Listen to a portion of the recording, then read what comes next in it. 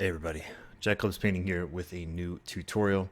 Today we're doing an airbrush workup for my new Chaos Army. New year, new army. I'm very excited to have Chaos back in the studio. And we are doing the main color workup of this new scheme.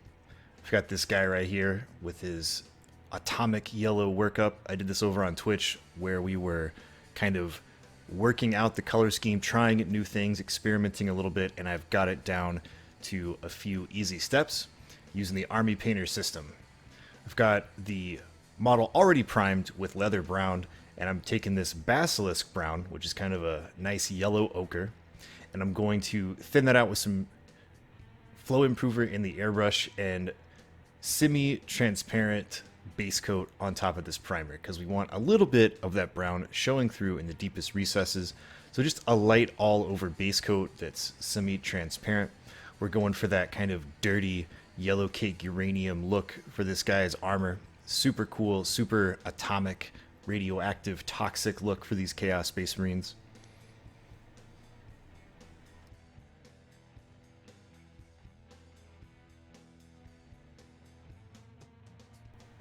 After that, I'm going to grab some Phoenix Flames. This is a sort of yellowy orange color. Really, really great paint. And I'm going to lightly airbrush a coat of that on top of the model as a highlight. I don't have as much flow improver, but I'm still using it in the airbrush. And I'm trying to keep a high angle spray, sort of a zenithal highlight, but I am going to be spraying underneath some areas, specifically on things like the elbow pads, things like that, so we can get some of that color in there. Just throwing the rules of lighting out the window because this guy's Chaos. And one thing that I do with Warhammer, either 40k or fantasy, is if there's magic, no rules apply. We're going for cool factor only, and this guy is this baller Chaos sorcerer guy with all these like ram horn skulls on his stuff. He's looking awesome. So rule of cool, and if I need to get a highlight on those elbow pads or maybe on like a leg somewhere where the light source may not specifically highlight right there, I don't care. I just want it to look really cool.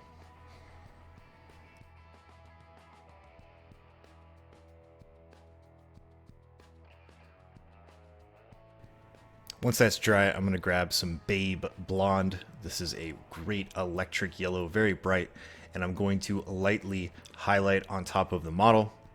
I'm not going to be blasting this paint on there because we do have a couple of more steps where we're going to take that yellow and make it truly pop, where it's going to be almost hurting your eyes before the wash. That's what I'm going for. I want it to be kind of hard to look at this yellow. I want it to be really radioactive, really atomic looking. So we're just going to do a light highlight with the BEI Blonde and then move on from there.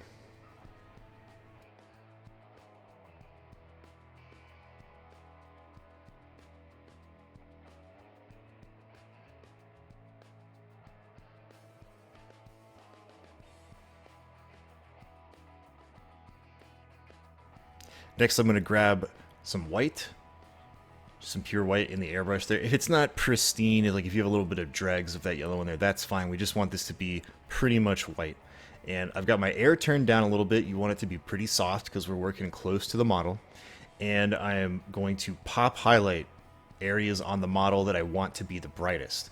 And this is where our rules of light sources kind of come into play. So I'm only hitting like the top of his helmet, anywhere on the top surface of something where light is really going to pop off of his armor.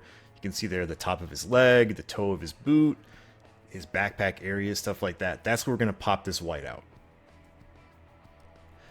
You don't have to put in a ton of flow improver, but I do recommend having some flow improver in the paint there. White is a notorious paint for wanting to speckle, kind of spatter out of the airbrush, little dots of paint everywhere.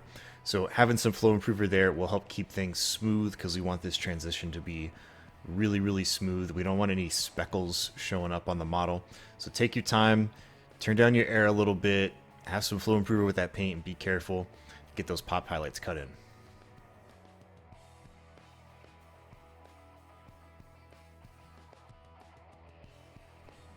All right, last step is we're going to take that babe yellow, that really, really bright yellow, and I'm going to put some flow improver in there, maybe a little bit of airbrush thinner to get it to be basically a wash. Like we want to be spraying a tint or a wash or a filter, whatever you want to call it, out of the airbrush, and we're spraying that on top of that white, and you can immediately see, as soon as that filter goes on the model, we have just created a yellow that is brighter than any yellow paint you're going to find on the shelf. Like, this is absolutely radioactive. It's hard to look at. Like, I have it here on my desk. It kind of hurts your eyes.